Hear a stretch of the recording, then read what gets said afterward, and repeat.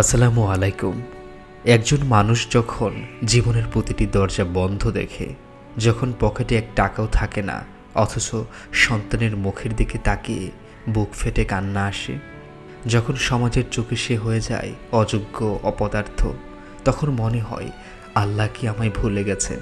তখন শয়তান কানে কানে বলে, তোমার কিছুই আর বাকি নেই। কিন্তু সত্যি কি তাই? আপনি শেষ হয়ে গেছেন? না, এই হতাশার ভেতরেও আল্লাহর রহমতের দরজা খোলা। আল্লাহ সুবহানাহু ওয়া তাআলা বলেন, আমি অবশ্যই তোমাদের ভয়, ক্ষুধা, ধন সম্পদ, জীবন ও ফল ফসলের ক্ষতিতে পরীক্ষা করব, আর তুমি সুসংবাদ দাও ধৈর্যশীলদের। এই আয়াত কি প্রমাণ করে না যে দুঃখ কষ্ট আসবেই? হ্যাঁ, আসবে, কিন্তু এই কষ্ট কোনো শাস্তি নয়, এটি পরীক্ষা।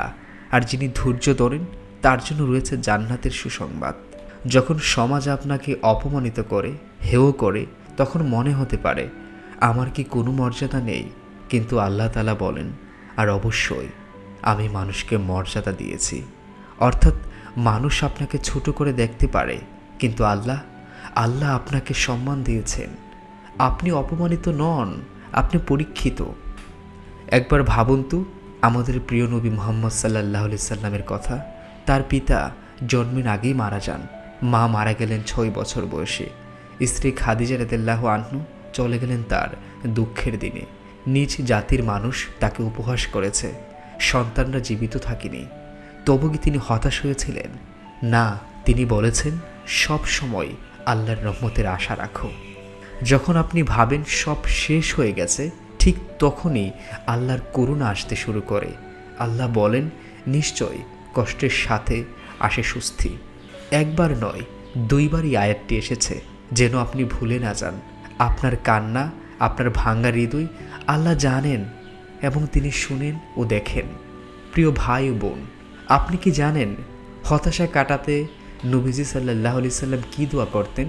হে আল্লাহ, আমি আপনার কাছে আশ্রয় চাই চিন্তা ও দুঃখ থেকে। আমাদের প্রিয় নবী সাল্লাল্লাহু আলাইহি সাল্লাম যখন কষ্ট পেতেন তখনই দোয়া করতেন। যখনই দোয়া আপনি মন থেকে করবেন, আস্তে আস্তে আপনার মন হালকা হয়ে যাবে।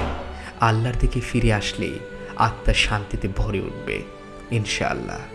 আল্লাহ বলেন, যে ব্যক্তি আমার পথ অনুসরণ করবে সে কখনো বিপদে পড়বে না এবং কষ্টে থাকবে না।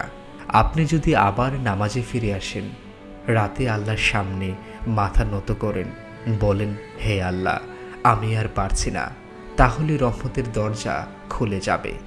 আপনি একা নন, আপনার জন্য কেউ আছেন যিনি আপনাকে 70 জন মায়ের থেকেও বেশি ভালোবাসেন। সুবহানাল্লাহ, তিনি হলেন আমাদের আল্লাহ। আজই তওবা করুন, আল্লাহর কাছে ফিরে আসুন, বলুন, হে আল্লাহ, আমি আপনারই পথে ফিরে এলাম। আপনি দেখবেন জীবনের অন্ধকার কেটে যাবে, আপনার দুঃখ একদিন আপনার সম্মানের রূপ নেবে। যদি ভিডিওটি আপনার হৃদয় ছুঁয়ে যায়, তাহলে অন্যের হৃদয়ে আলো ছড়াতে শেয়ার করুন। হতাশ হবেন না, আল্লাহর দিকে ফিরে আসুন। ইনশাআল্লাহ আপনি সুখী হবেন দুনিয়া ও আখিরাতে।